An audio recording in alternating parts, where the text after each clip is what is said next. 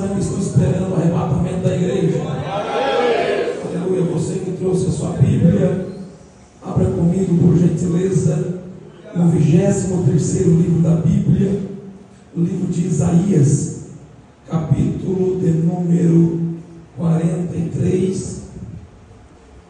Estaremos lendo alguns versículos. Quero aqui desde já externar minha gratidão aos céus, a Deus, tributo a Ele toda a honra, toda a glória e todo louvor. Também a honra desta igreja, que está acompanhando, toda a sua família. Obrigado por nos ceder o púlpito para fazer uso da palavra do Senhor. Trago também um grande abraço ali da nossa igreja, Assembleia de Deus, Ministério do Belém, ali do Jardim Imperial. Grande abraço para toda a igreja, no nome de Jesus. Aqueles que encontraram, me dê um sinal dizendo amém. Amém. Verso de número 1, verso de número 3 e verso de número 13. Amém? Amém. Mas agora, assim diz o Senhor, que te criou, ó Jacó, e que te formou, ó Israel. Não temas, porque eu te remi, chamei-te pelo teu nome, tu és meu. 3. Porque eu sou o Senhor teu Deus, o Santo de Israel, o teu Salvador. Dei o Egito por teu resgate, Etiópia e Eseba em teu lugar. Versículo de número 13 diz assim: ainda antes que houvesse dia, eu sou, e ninguém há que possa fazer escapar das minhas mãos.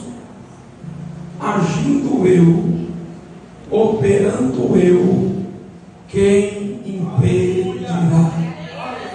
Você que pode, levante as suas mãos e esteja desocupada. Diga assim comigo: Senhor Jesus, fala comigo nesta noite.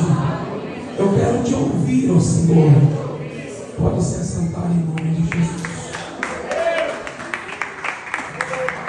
Glória a Deus.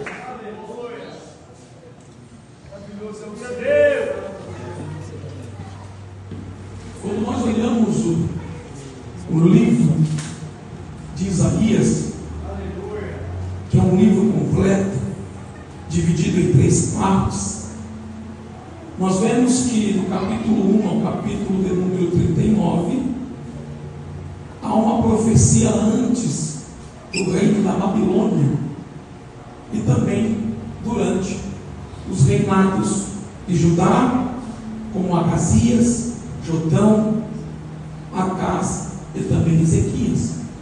Do capítulo de número 40 até o capítulo de número 55 é a segunda parte, onde o contexto nos traz o escrito durante o exílio na Babilônia.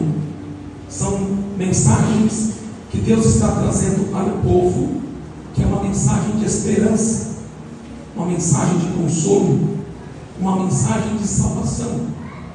Quando nós olhamos do capítulo de número 56 até o capítulo de número 66, que é a terceira parte, nós vemos que é um escrito após o exílio da Babilônia, aonde Deus ele quer reconstruir de novo a comunidade de Israel e mostrar que também Deus ele fala com o povo depois de provas e lutas.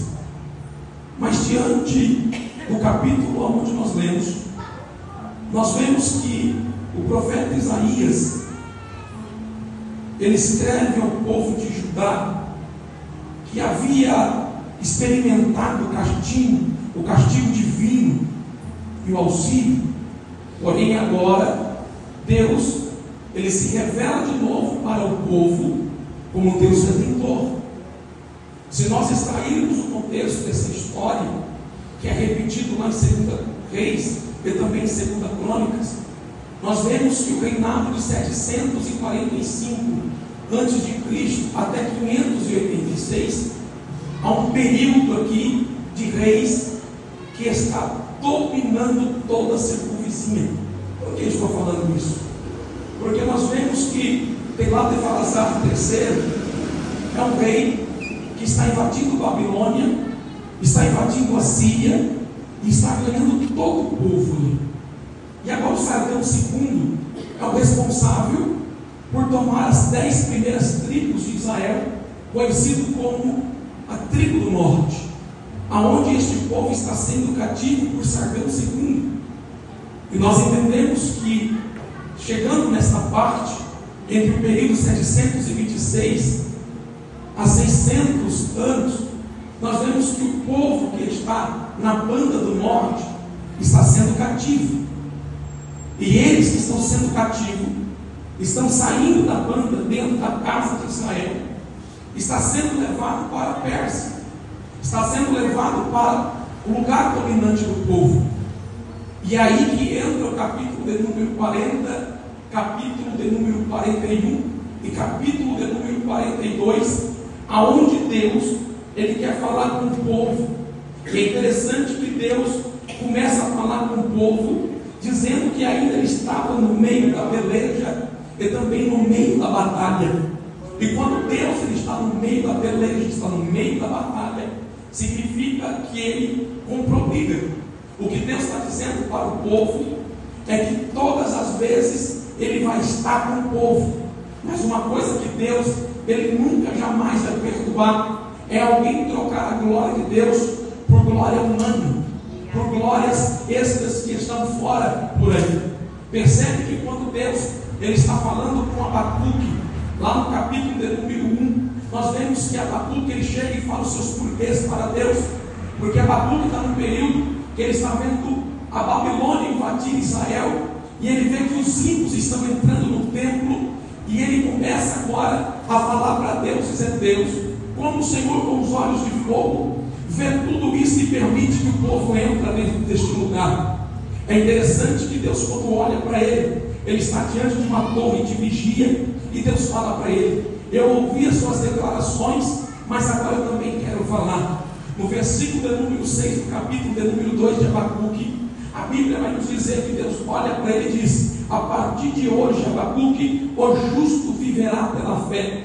E dentro dessa perspectiva, nós entendemos que aquele que ainda está vivendo neste período, o próprio apóstolo Paulo em Romanos, no capítulo de número 1, ele destaca também a mesma verbo e as mesmas palavras do que Deus falou para Abacuque, que é o momento do povo viver pela fé. Ou seja, você não vai ver muitos milagres, tanto físico, mas você não vai ver mar se abrindo, você não vai ver maná caindo do céu, como você viu na Bíblia. Por isso que Deus está olhando para o povo e está dizendo: se vocês quiserem ver a minha glória, quiserem me ver e me apresentar-se como Deus de Abraão, Deus de Isaac e Deus de Jacó, vocês vão ter que prestar um culto de adoração ao nome do Senhor. É por isso que aos Hebreus, no capítulo de número 11, versículo de número 1, aparece que o quê? Aparece a grande máfia da fé. Ou seja, a fé é um firme fundamento das coisas que não se vê, mas se espera. Ou seja, a partir de hoje é fé, meu irmão. Se você quiser alguma coisa de Deus,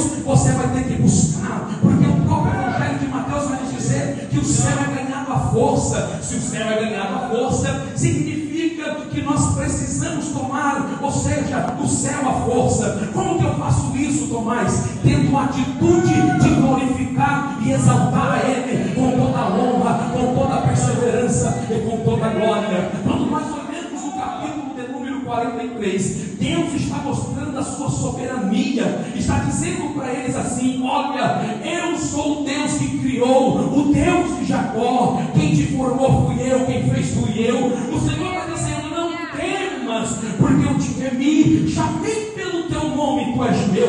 Quando nós olhamos para a Bíblia Sagrada, nós sabemos que a palavra não temas, ela aparece 365 vezes na Bíblia. Por quê? Porque nós sabemos que não temas todos os dias para a nossa vida. Deus está olhando para você e está dizendo: não temas na segunda, não temas na terça, não temas na quarta, não temas na quinta, não temas na sexta, não temas no sábado e não temas no domingo. Deus está dizendo todo dia: não temas para a tua vida. Então não tem como você se preocupar pelas coisas que estão acontecendo dizendo hoje na tua vida? Alguém entrou aqui dentro hoje e está perguntando: será que Deus ainda ouve as minhas orações? Será que Deus ainda ouve eu falando? Será que ainda quando eu dobro os meus joelhos, o Senhor ouve a minha voz? E Deus está dizendo para pessoas aqui: fui eu que te chamei, fui eu que te separei, fui eu. Então, não temas. Mas quando nós sabemos da Bíblia Sagrada, nós sabemos que Deus está dizendo: eu sou o Senhor teu Deus, o Santo de Israel, o teu Salvador. Tem por Egito resgate, e Etiópia e Samar o teu lugar.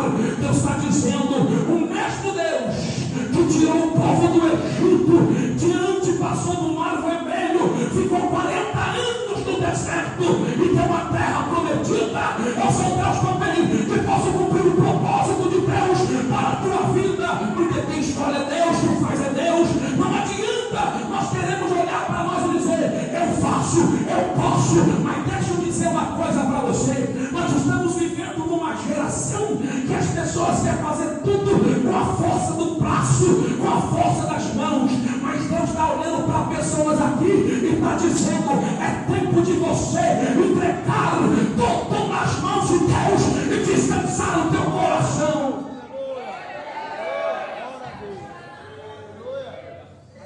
Levante as suas mãos que eu quero profetizar para a tua vida. Deus está dizendo para pessoas aqui hoje: descansa o teu coração. Tem gente que não entendeu, vou dizer de novo: descansa o teu coração.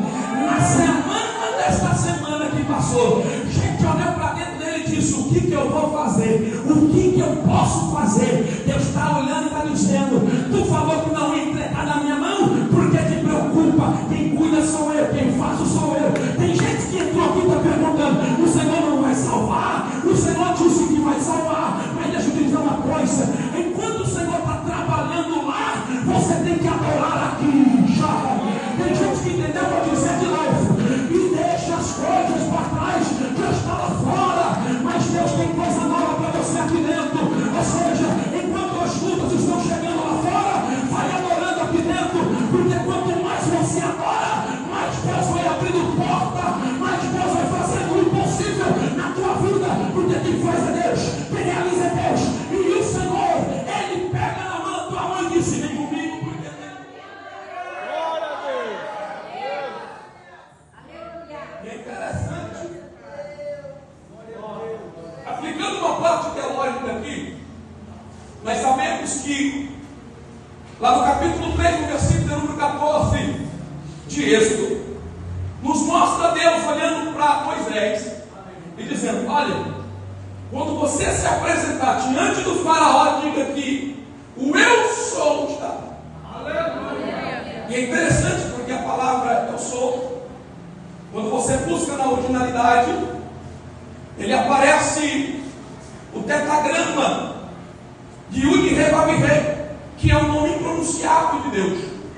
Mas nós sabemos que quando ele disse eu sou, ele está dizendo: eu serei o que serei. Se você não pegar essa, o pastor não me chama mais. O que Deus está dizendo é o seguinte: eu serei o que você precisa que eu seja para a tua vida. Deus está dizendo para pessoas aqui: eu sou o Senhor teu Deus, o Santo de Israel, o teu Salvador. Porque preocupa a tua alma, porque está preocupando, meu irmão. Deus está olhando para pessoas aqui e está dizendo: você falou que não ia entregar nas mãos de Deus, porque está colocando as tuas mãos. Glória a Deus. Aleluia. Glória a Deus. E é interessante que neste texto nós encontramos, segundo Filon, fala que quando o pronunciamento do capítulo 41, 2 e 3 é um período que o povo está escravizado, mas o caminho deles é de Jerusalém até Pérsia. O caminho deles é o quê? É com correntes, com amarras. Quando você estuda como que é uma prisão, você entende que nem todos. A prisão de Pérsia é diferente da prisão de Babilônia, porque quando você olha na Pérsia, você usa todo tipo de gatilho, toda algema para se prender. Então, para enfraquecer o inimigo, para ele não fugir, ele tira todo o seu alimento, ele tira a sua água. Então o que ele faz? O inimigo está vendo que para você não ter força, ele te dá apenas um pouco de água, um pouquinho de pão, para você chegar até o ponto que eles querem que você chegue. Fracionando então o alimento, ele sabe que o povo fica fraco e não tem força para poder correr. Então, o povo de Israel, 27 mil pessoas, segundo Flávio José, estão presos e amarrados, saindo de Jerusalém e indo a caminho preso. Mas aí o povo está desanimado. O povo está perguntando se Deus ainda é com eles. Mas um tempo atrás, eles não perguntavam de Deus, porque tinha Deus de Baal dentro de casa. Até um tempo atrás, não se preocupava com o nome de Deus, porque tinha tudo dentro de casa. Nós estamos vivendo numa geração como essa. O povo só procura Deus quando começa a faltar, ou quando alguém vai preso, ou quando alguém vai para as drogas. Tem gente que só procura Deus quando as coisas vão de mal a pior, achando que Deus é um saúde capo, achando que Deus é uma telecena, achando que Deus é alguma coisa que você pode pegar a hora que você quiser. Mas nós sabemos que não. Ou seja, para nós ganharmos alguma coisa de Deus, é preciso de transformação de dentro para fora. Tem gente que entra aqui, glorifica, exalta o nome do Senhor, mas quando sai dessa porta para fora, vive uma vida de pecado, uma vida de adultério. Aí depois quer chegar e perguntar para Deus por que Deus não abençoa. Não abençoa mesmo, porque tu está achando que Deus é qualquer coisa. A primeira coisa é que Deus não divide a sua glória com ninguém. Ou seja, se você glorifica a Deus dentro da igreja, tem que glorificar a Deus na faculdade, no trabalho, em casa, tem que dar exemplo. É muito fácil ser crente nos dias de hoje. Você vem aqui, você fala, papai, e tudo está tranquilo. Não, meu irmão, nós estamos numa geração que daqui a pouco a trompeta vai tocar, e se cada um não tiver conforme a palavra do Senhor, vai ficar, e se ficar vai ter que pregar para o povo aí. Você vai ser igreja da grande tribulação se você não consertar a tua vida. Então é tempo de colocar a casa em ordem, para que Deus possa poder te abençoar e transformar a tua vida. Deus trouxe pessoas aqui e está dizendo, eu preciso de um compromisso contigo, mas é tempo de levantar o altar, para que o fogo do Senhor caia sobre a tua vida.